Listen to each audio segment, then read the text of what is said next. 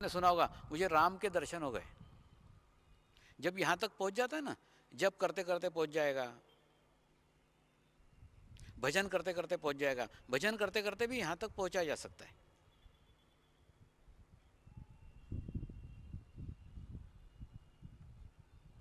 यहां तक पहुंचने के लिए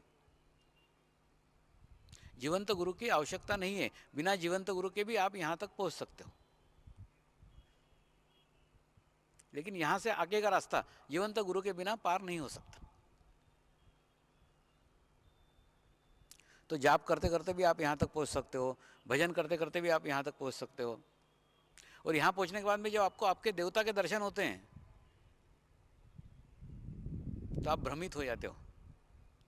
अब तो हनुमान जी के दर्शन हो गए, बस हो गया, जीवन सफल हो गया, हनुमान जी के दर्शन हो गए।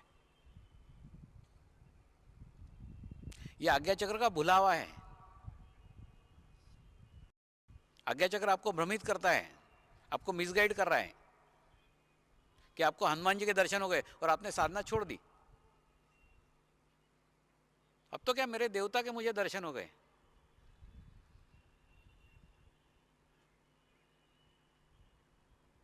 ये भुलावा है।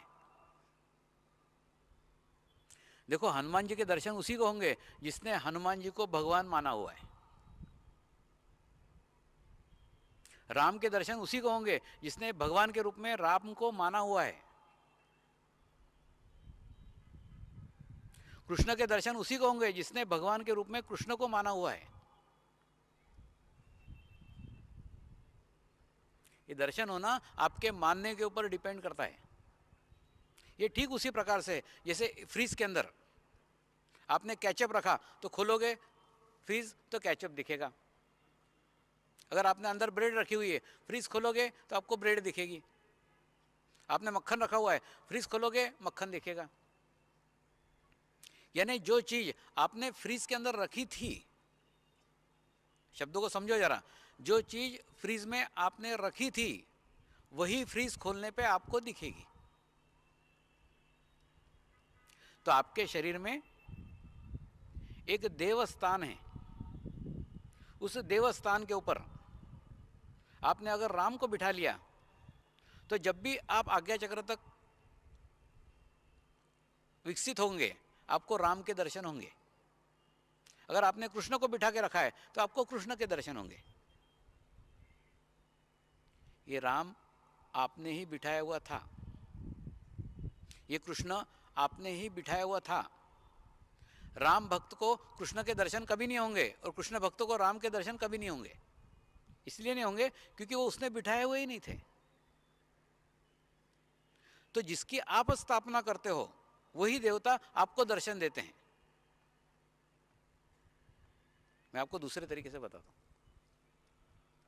जैसे कल्पना करो मेरे सामने माटी का बहुत बड़ा ढेर लगा हुआ है, मिट्टी का ढेर लगा हुआ है। इस मिट्टी के ढेर में से एक व्यक्ति आता है, गौतम बुद्ध की प्रतिमा बनाता है। एक व्यक्ति आता है, मिट्टी के ढेर से हाथ से जीसस क्राइस्ट की प्रतिमा बनाता है। एक आदमी आता है, मिट्टी के ढेर से राम की प्रतिमा बनाता है। एक आदमी आता है, मिट्टी के ढेर में से हाथ से कृष्ण की प्रतिमा बनाता है। यानी बुद्ध की प्रतिमा बनाने में, जीसस की प्रतिमा बनाने में, राम की प्रतिमा बनाने में, कृष्ण की प्रतिमा बनाने में हाथों का इस्तेमाल हुआ है। अगर हाथ का इस्तेमाल नहीं होता, हाथ का उपयोग नहीं होता, वो तो मिट्टी थी। मिट्टी को आपके हाथ ने परमात्मा का रूप प्रदान किया है, परमात्मा का स्वरूप प्रदान किया है, नहीं तो कोई रूप नहीं था। तो जिस प्रकार से मिट्टी से मूर्ति बनाने में हाथ की आवश्यकता है, ठीक उसी प्रकार से परमात्मा को बनाने के लिए भी आपके चित्त की आवश्यकता है। आप जिसको परमात्मा मानो वो आपको दर्शन देगा। परमात्मा निराकार है, उसका कोई स्वरूप नहीं है, स्वरूप आप प्रदान करते हो आपके इच्छा के अनुसार। आपको जो पसंद आ गया वो आपका भगवान। तो चित्त से निर्मिति करते हो और चित्त से भगवान का निर्माण होता है। तो परमात्मा का कोई स्वरूप नहीं है, जैसे मिट्टी का कोई स्वरूप नहीं है, मिट्टी मिट्टी है। मिट्टी में से जैसे मूर्तियां बनाई जाती है, उसी प्रकार से उस परमात्मा के स्वरूप को ग्रहण करके हम रूप में ढालते हैं, तो वो हमें दर्शन देता है, वो हमें दिखता है। तो इस आज्ञा चक्र पे बुलावे में मत कभी आइए कि मुझे राम के दर्शन हो गए और मुझे हनुमान के दर्शन हो गए और मुझे जीएस के दर्शन हो गए या किसी भी देवता के दर्शन हो गए। दिख रहा है, इसका मतलब आप पहुंचे हुए नहीं हो, सिर्फ आज्ञा चक्र तक पहुंचे हो इसलिए दिख रहा है। दिखने की प्रक्रिया आंखों से होती है, आंखों का संबंध आज्ञा चक्र से। कुछ दिख रहा है इसका मतलब ही पहुंचे नहीं हो। सीढ़ी पे हो, मकान पे नहीं पहुंचे, मकान यहाँ है और यहाँ पहुंचोगे तो कुछ भी दर्शन नहीं होंगे, सिर्फ अनुभूतियां होना शुरू हो जाएंगी, दर्शन बंद हो जाएंगे। कि दर्शन ये प्रक्रिया आंखों की है, अनुभूति ये प्रक्रिया सहस्त्रार की है। आप आपका अस्तित्व परमात्मा में विलीन कर लोगे, तो जब आप ही परमात्मा में विलीन हो गए तो आपका अस्तित्व कहाँ रहा? तो सहस्त्रार पे पहुंच के अनुभूतियां होंगी, अलग अलग अनुभूतियां होंगी। ये सब बातें आपके लिए नहीं होंगी क्योंकि ये समाज में ध्यान ही नहीं है। सहस्त्रार तक का ध्यान समाज में नहीं है, आज्ञा चक्र तक का है। ये एक चक्र ऊपर की बात कर रहा हूं, इसीलिए कह रहा हूं कि समर्पण ध्यान संपूर्ण ध्यान है, सहस्त्रार चक्र तक का ध्यान है।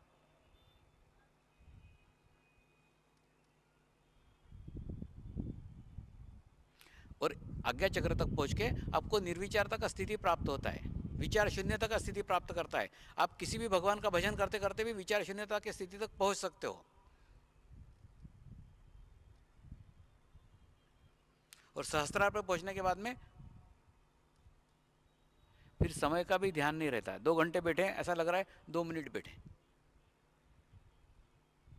आप आपके अस्तित्व को परमात्मा के अस्तित्व में मर्ज कर देते हो। इसीलिए संत कबीर ने कहा है, शून्य शिखर पे अनहत बाजे। कुंडलिनी का नाद आपके शून्य शिखर पे महसूस होता है, सहस्त्रार पे महसूस होता है।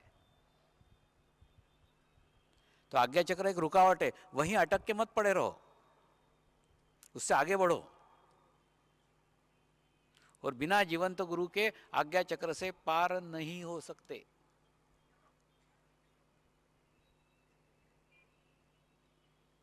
विदेशों में अलग अलग प्रकार के हीलर्स हैं, हीलिंग करने वाले बहुत सारे लोग हैं। ये सब हीलिंग करने वाले लोग इस आज्ञा चक्र तक पहुंचे हुए हैं। इसीलिए जब उनको महसूस हुआ कि स्वामी जी का ध्यान एक चक्र और ऊपर का है, तो वो लोग इसमें इंटरेस्ट लेने लग गए, वो इसमें आने लग गए। तो प्रकाश देवता है और दृष्टि प्राप्त होती है आपको। आज्ञा चक्र में पहुंच के आपको देवताओं के दर्शन होते हैं, लेकिन दर्शन तक में सीमित रहो। आप देवता में अपने अस्तित्व को मर्ज कर दो, शून्य कर दो। दूसरा,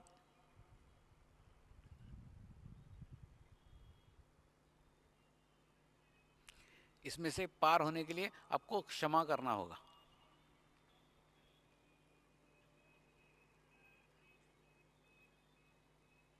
क्षमा शब्द छोटा है लेकिन उसका असर बहुत बड़ा है, क्योंकि क्षमा करने के लिए विशाल हृदय की आवश्यकता है। जब तक आपका बड़ा दिल नहीं है, आप किसी को क्षमा नहीं कर सकते, किसी को माफ नहीं कर सकते। छोटे दिल के लोग किसी को क्षमा नहीं कर सकते, किसी को माफ नहीं कर सकते। माफ करने के लिए विशाल हृदय की आवश्यकता है।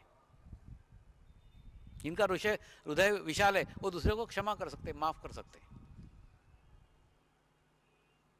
तो आज आप आपके सब दुश्मनों को क्षमा कर दो, माफ कर दो। और दूसरा, क्षमा करो का अर्थ ये नहीं है कि आप जाके उनके पैर पड़ो।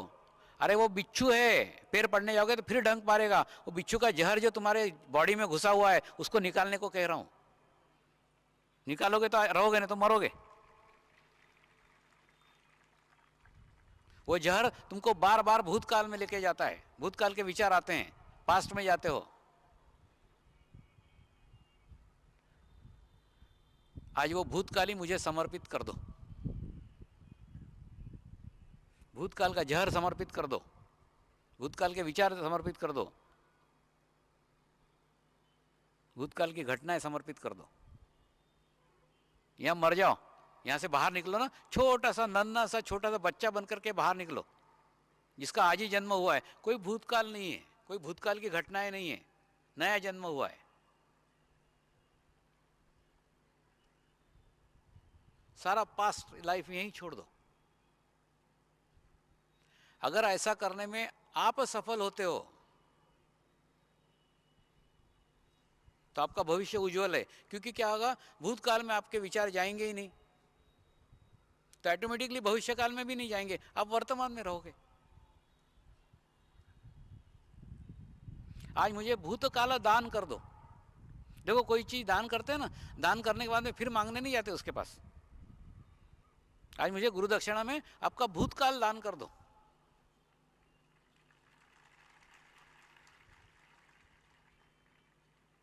मैं आपको उज्जवल भविष्य दूंगा।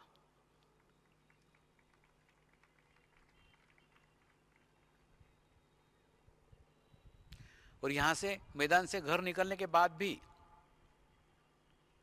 मेरे को मालूम है तुम एकदम नहीं सुधरोगे। घर जाके भी कोई भूतकाल का विचार आया तो तुरंत अपने मन को समझाओ, ये आज मैं शिविर में स्वामी जी को दान करके आया हूं, डोनेट करके आया हूं, अब इस पे मेरा कोई अधिकार नहीं है।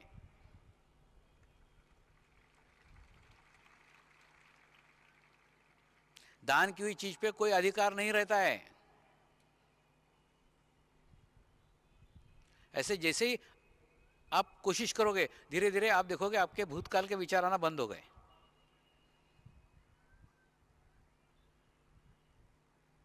और उसके बावजूद भी विचार आए तो मैंने बताया ना, मां के गोद में बैठ जाओ, आप प्रार्थना करो, स्वामी जी आपको दान देने के बाद में बार बार भूतकाल के विचार आने, कृपया भूतकाल के विचार बंद करने की कृपा करें। 3 बार प्रार्थना करो, बंद हो जाएंगे। क्योंकि मुझे भूतकाल के विचार नहीं आते ना। तुम प्रार्थना करके तुम्हारा चित्त मेरे सूक्ष्म शरीर पे आएगा, मेरे शक्तियों पे आएगा, तो मेरे शक्तियों को भूतकाल के विचार ही नहीं है, तो तुमको कहां से आएंगे? अरे बाबा, माँ जब बच्चा पैदा करती है ना, अपने संस्कार संक्रमित करती है, अपने विचार संस्क्रमित करती है। ठीक उसी प्रकार से सदगुरु जब अपनी शक्ति प्रदान करता है तो शक्ति के साथ में संस्कार प्रदान करता है। जब मुझे भूतकाल के विचार नहीं थे, तुमको कहां से आएंगे? जब मैं दारू नहीं पीता, तुम दारू कहां से पियोगे? मैं बीड़ी नहीं पीता, तुम बीड़ी कहां से पियोगे? पी ही नहीं सकते। लेकिन तब तक संस्कारों को वृद्धिगत करो, 45 दिन तक ध्यान करो, 45 दिन तक मेडिटेशन करो, 45 दिन में दुनिया ही बदल जाएगी।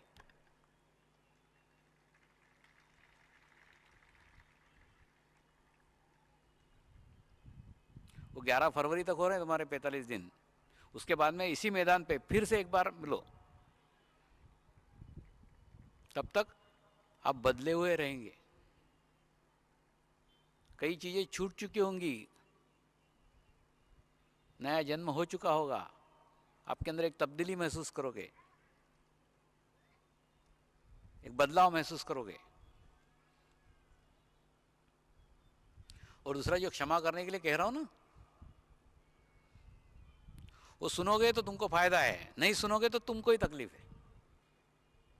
तुम्हारे दुश्मन को अगर हार्ट अटैक आया तो तुमको हार्ट अटैक आएगा, क्योंकि दुश्मनी के कारण क्यों ना हो, तुम उस दुश्मन से जुड़े हुए हो। देखो मैं समझाता हूं। एक बहुत बड़े आश्रम के अंदर मैं ध्यान सिखाने के लिए जाता था। उनका खुद का हॉस्पिटल था, हॉस्पिटल में 600 डॉक्टरों की फौज थी।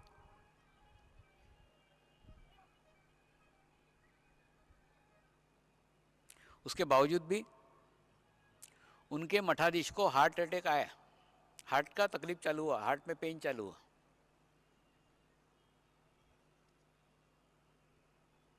मुझे बुलाया गया,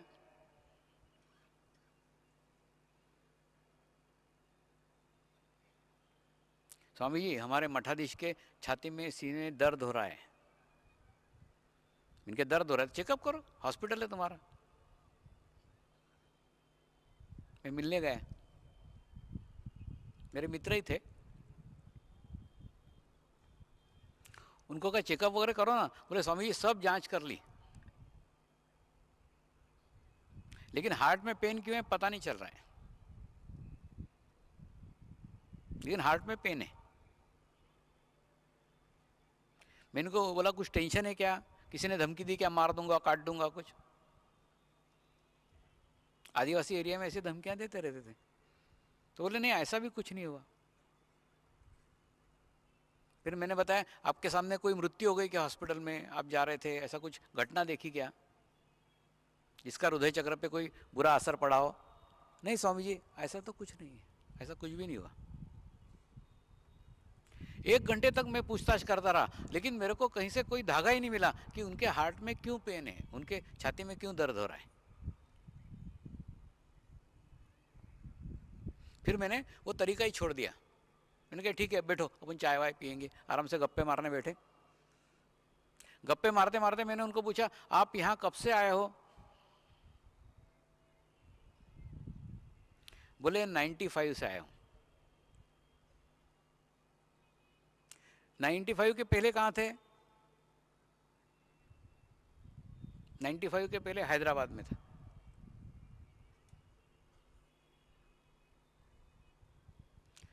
और स्वामी जी वो हैदराबाद में ना एक स्वामी स्वरूपानंद थे, मेरी उनसे बिल्कुल नहीं बनती थी, बहुत झगड़े होते थे, किचकिच होती थी, तो मैं वो आश्रम छोड़ के इस आश्रम में आ गया। जैसे इसने स्वामी स्वरूपानंद का नाम लिया तुरंत मेरा चित्त स्वरूपानंद पे गया, और मालूम पड़ा स्वरूपानंद को हार्ट अटैक आया हुआ है। मैंने इनको बोला फोन लगाओ, इन्होंने फोन लगाया, मालूम पड़ा किसी कॉन्फ्रेंस में स्वरूपानंद जी नागपुर गए हुए थे और उनको हार्ट अटैक आया तो वो एडमिट थे, और उनको हार्ट अटैक आया हुआ उसका पेन हमारे स्वामी जी को आ रहा था।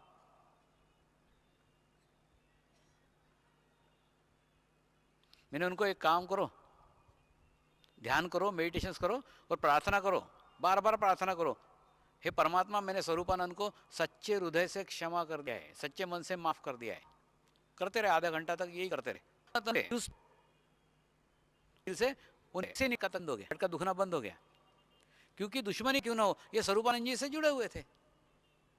तो इसी प्रकार से आप दुश्मनी के कारण क्यों ना किसी दुश्मन से जुड़े हुए हो, तो उसको हार्ट अटैक आया, आपको हार्ट अटैक आएगा। उसको डायबिटीज हुआ, आपको डायबिटीज होगा। उसको ब्लड प्रेशर हुआ, आपको ब्लड, क्योंकि आप उसके साथ जुड़े हुए हो, आपका चित्त उससे ग्रहण कर लेगा, बात के रूप में ली हुई है। आज इसको क्षमा करके छोड़ दो, सब ठीक हो जाएगा। ये चित्त का मामला है।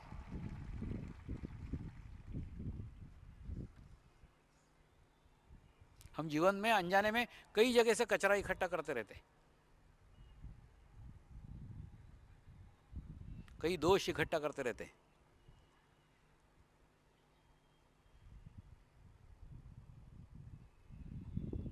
बहनें भी करती कि नहीं? सवेरे घर को झाड़ू लगाएंगी, शाम को झाड़ू लगाएंगी, एकदम घर को स्वच्छ रखेंगी, पोछा लगा लगा के स्वच्छ रखेंगी। लेकिन जेठानी ने 8 साल पहले क्या कहा था उसको याद रखेंगी। वो कचरा रखा हुआ है संभाल के, प्रॉपर्टी है मेरी, वो उसको नहीं छोड़ूंगी, वो कचरा नहीं छोड़ूंगी। अरे अगर ऐसी कचरे की प्रॉपर्टी तुमने संभाल के रखी है तो ध्यान कैसे होगा?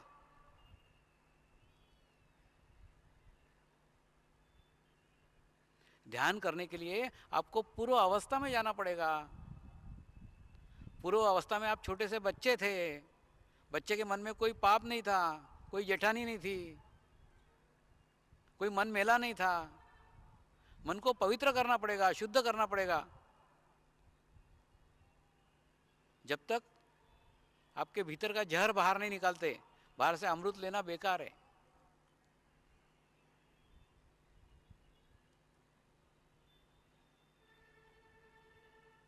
और कई बार ये आज्ञा चक्र के साथ विशुद्धि का कॉम्बिनेशन हो जाता है।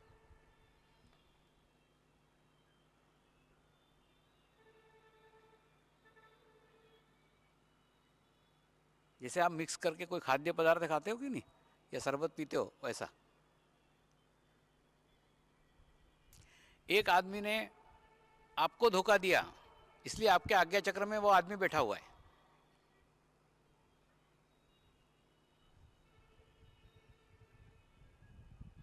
इसलिए आपके मन में उसके प्रति गुस्सा है, उसके प्रति नाराजी है, और वो आदमी का विशुद्धि चक्र खराब है, इसलिए उसके प्रभाव के कारण आपका भी विशुद्धि चक्र खराब हो गया और आपको जीवन में अपयश मिलना शुरू हो गया।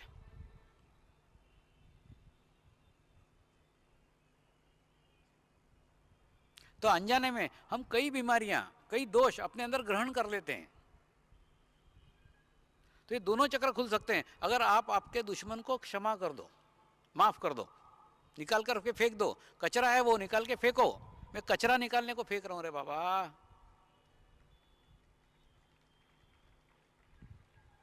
तो जैसे आप उसको क्षमा करोगे आपका विशुद्धि चक्र भी खुल जाएगा और आज्ञा चक्र भी खुल जाएगा, दोनों ही खुल जाएगा।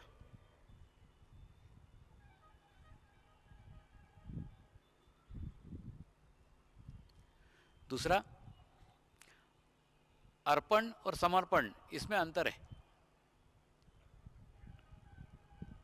अर्पण यानी समझ लो आपके पास 25 गुलाब के फूल हैं, उसमें से 5 गुलाब के फूल आप किसी मूर्ति को समर्पित करते हो।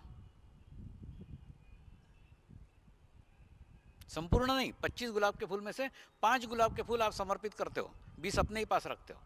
इसको बोलते हैं अर्पण। अच्छे भाव से, अच्छी भावना से, अच्छे तरीके से किसी को अपने जो पास जो कुछ है उसमें से थोड़ा सा देना अर्पण हो गया। और समर्पण का अर्थ है अपना सर्वस्व दे देना, अच्छा भी दे देना, बुरा भी देना, अपना अस्तित्व ही शून्य हो जाए। तो मैं आपको समर्पण करने के लिए कह रहा हूं, उसमें आपका अच्छा भी मेरा है, आपका बुरा भी मेरा है। तो बुरे को पकड़ के मत रखो कि ये बुरा है, मैं स्वामी जी को क्यों दूं। तुम्हारा तुरंत अहंकार आड़े आएगा। जैसे मेरे फटे बनियान का अहंकार आता था ना, वैसे बहुत गलत फहमी है कि अमीरों को अहंकार रहता है। अरे गरीबों को तो और ज्यादा रहता है, गरीबी का अहंकार, मैं गरीब हूं। अरे ठीक है बाबा, है तो अहंकार तो किसी भी चीज का किया जा सकता है। जरूरी नहीं कि वो अमीरी अमीरी का अहंकार करते, गरीबों का गरीबी का अहंकार रहता है। जैसे मेरे को फटे बनियान का अहंकार था, मेरे को क्यों दिया। तो अहंकार किसी को किसी भी चीज का हो सकता है, उसके लिए कोई अमीर होने की आवश्यकता नहीं है। कचरा तो कोई भी इकट्ठा कर सकता है ना,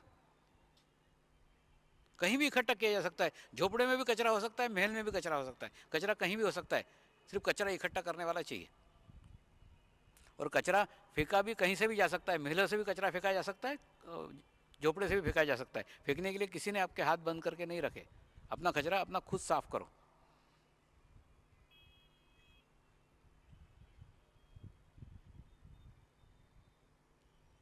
तो क्षमा करना यानी अपने चित्त को शुद्ध करना, और समर्पण करना यानी अपने पूर्ण अस्तित्व को शून्य कर देना।